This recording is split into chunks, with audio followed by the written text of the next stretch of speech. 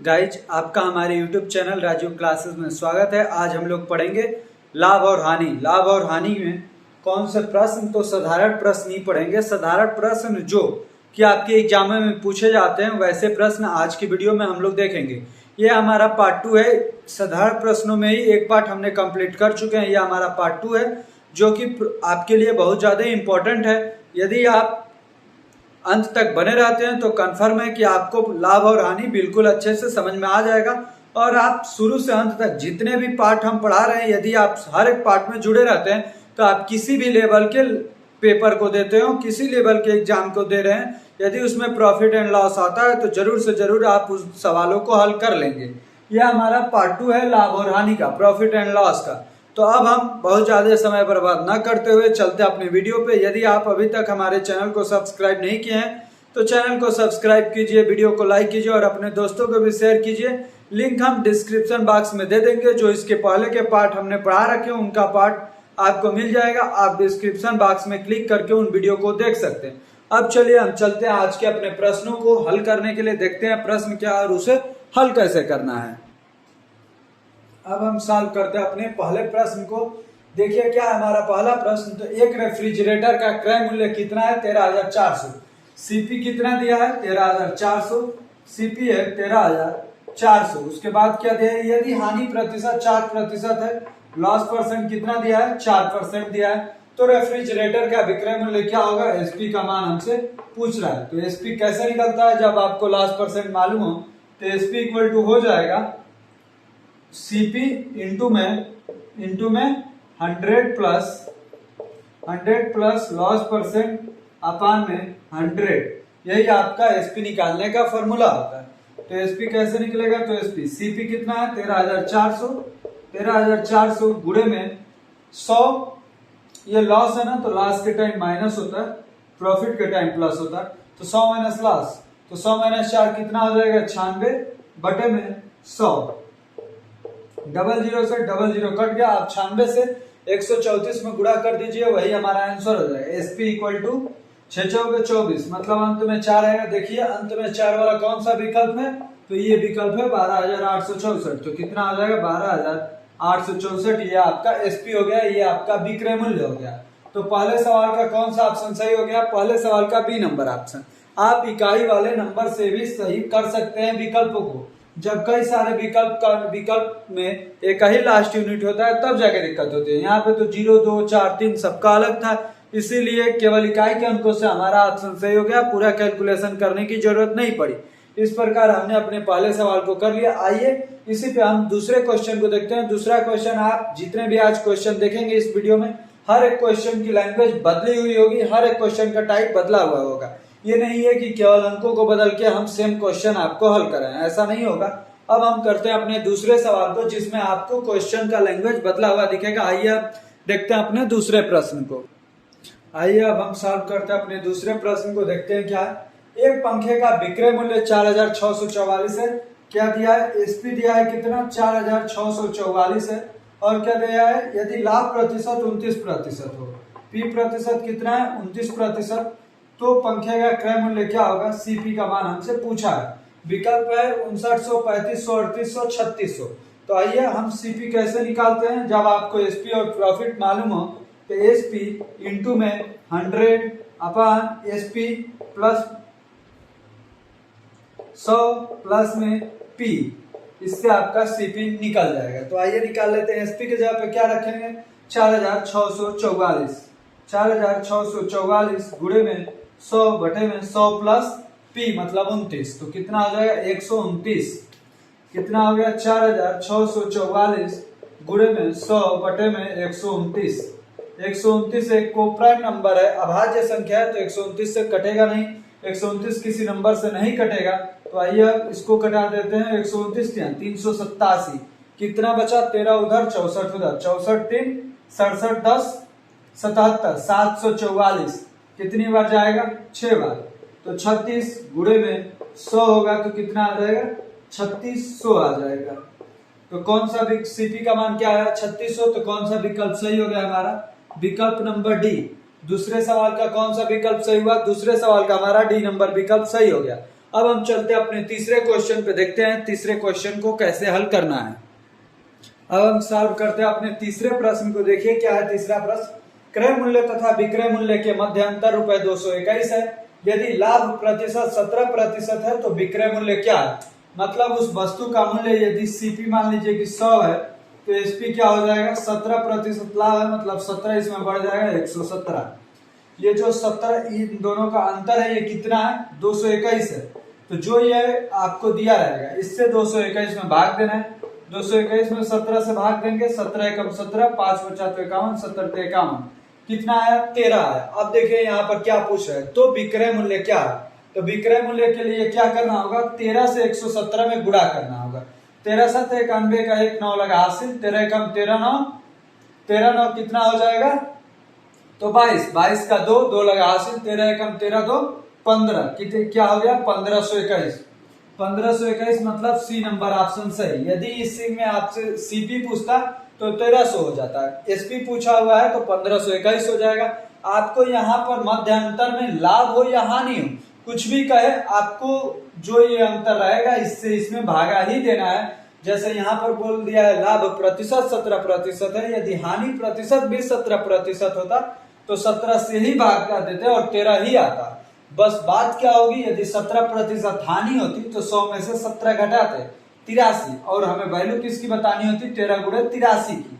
तो ये आपको समझ जाना है। ऐसे जब इस तरह के सवाल आते हैं तो इसी स्टेप के थ्रू इसको हल किया जाता है। अब हम चलते हैं अपने चौथे प्रश्न पे और देखते हैं हमारा चौथा प्रश्न क्या है और उसे किस तरीके से हल करना है।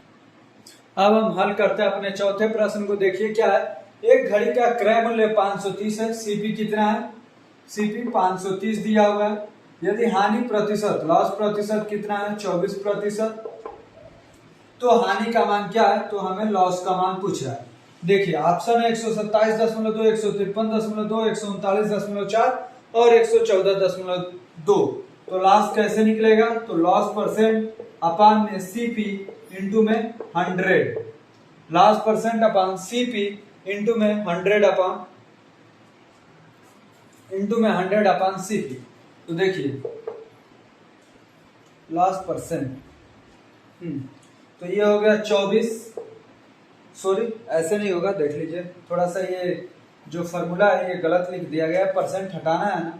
तो क्या होगा? सीपी इंटू में लॉस अपान में 100 होगा।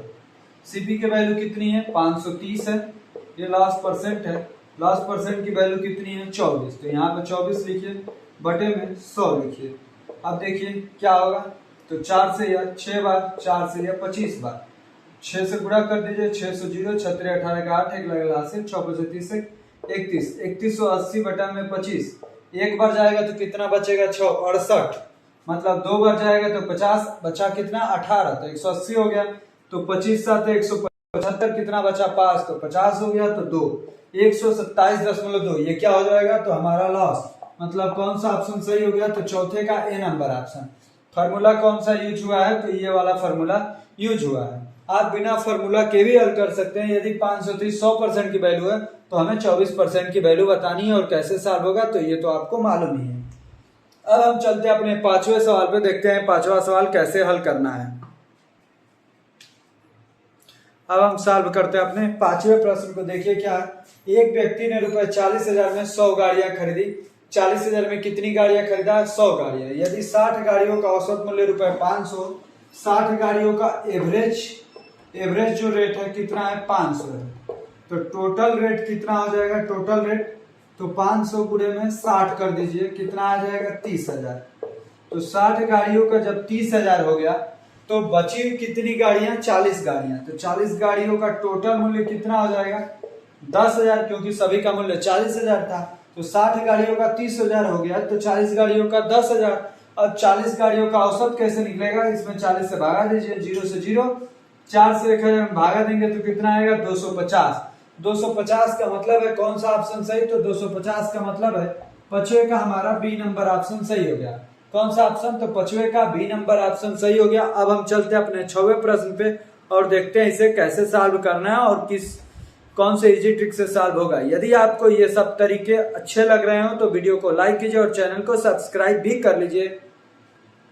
अब हम सॉल्व करते हैं अपने 6वें प्रश्न को। देखिए क्या है, एक आदमी ने 4 दर्जन अंडे रुपए 24 प्रति दर्जन तथा 2 दर्जन अंडे रुपए 32 प्रति दर्जन के भाव से खरीदे।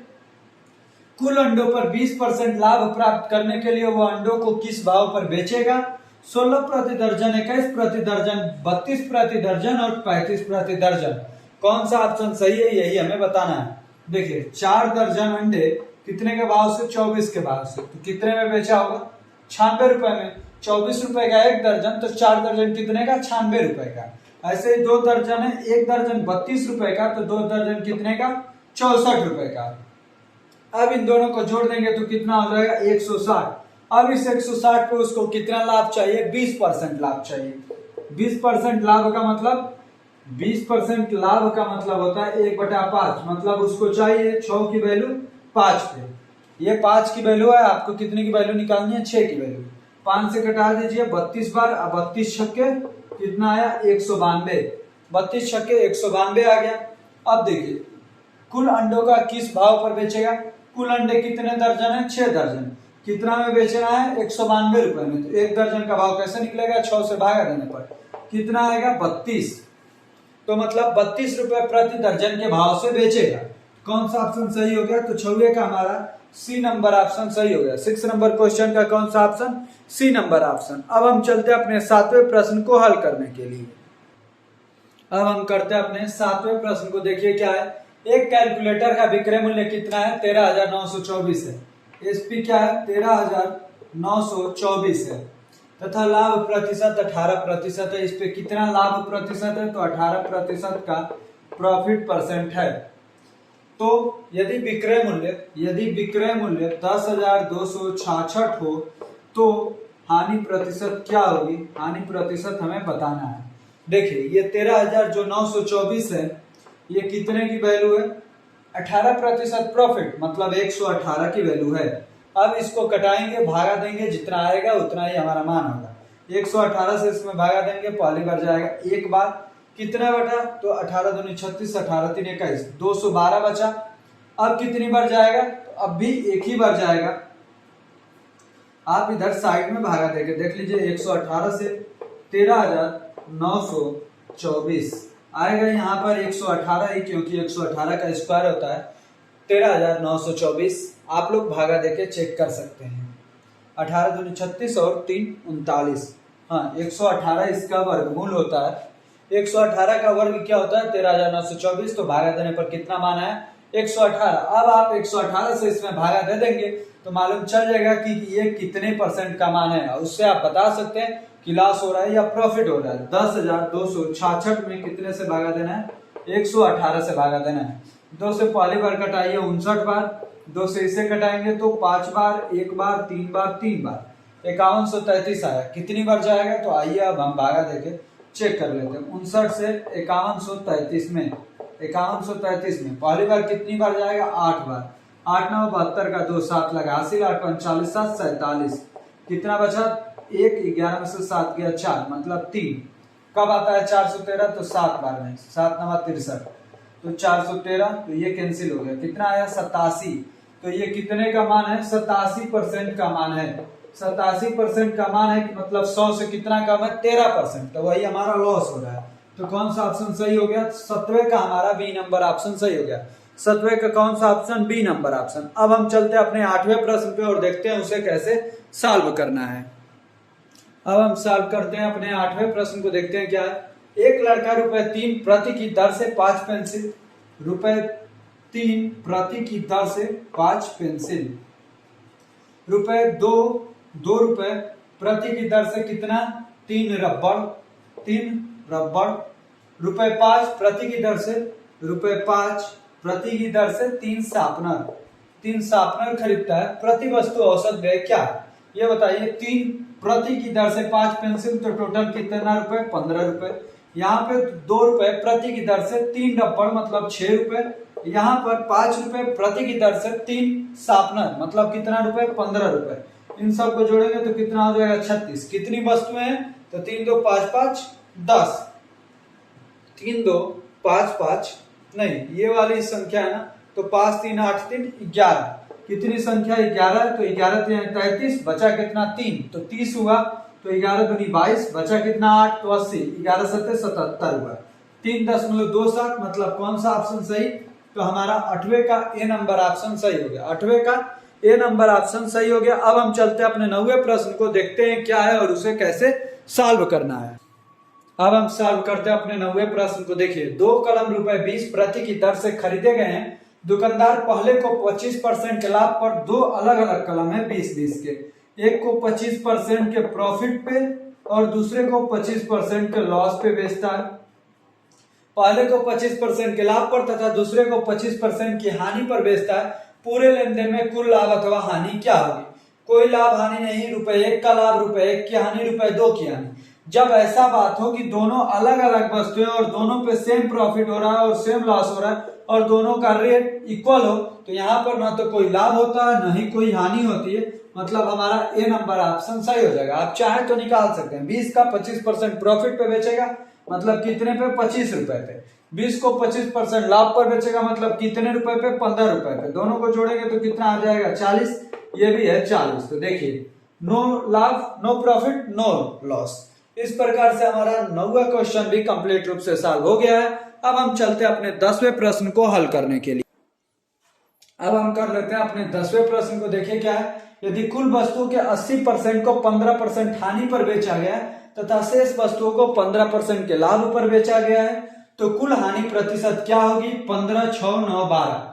तो आइए इसको हम लोग हल करते हैं। कैसे इन सवालों को हल किया जाता है, आइए देखते हैं।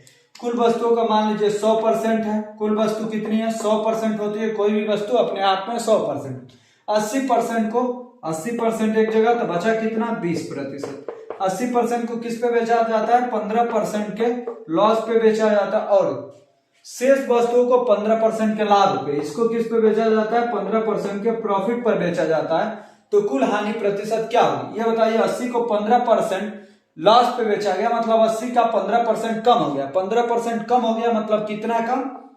तो 80 का 15% कम का मतलब आप समझ सकते हैं 20 से 4 बार, 20 से 5 बार, 5 से या 3 बार 4, 3, 12 कम हो गया। 12 कम हो गया तो कितने में बेचा गया? 68 में बेचा गया। अब 20 का 15% फायदे पे बेचा गया है, मतलब कितने पर बेचा गया होगा? 23 पे बेचा गया होगा। 68 और 23 को जोड़ेंगे तो कितना हो जाएगा? 91 हो जाएगा। 91 हो जाएगा तो कितने का लॉस हो रहा है? इसको होना चाहिए था 80, 20, 100, लेकिन हुआ कितना? 91। मतलब कितने का लॉस हुआ? तो 9 का लॉस हुआ। मतलब option number C, option number C. 10वें का कौन सा ऑप्शन सही हो गया? 10वें का सी नंबर ऑप्शन सही हो गया। इस प्रकार से हमारी लेक्चर ये कंप्लीट हुई और आपको अच्छे से समझ में आया हो तो वीडियो को लाइक कीजिए और अपने दोस्तों को भी शेयर कीजिए और चैनल को सब्सक्राइब करना तो बिल्कुल मत भूलिए। आपको अंत तक बने रहने के लिए बहुत बहुत धन्यवाद।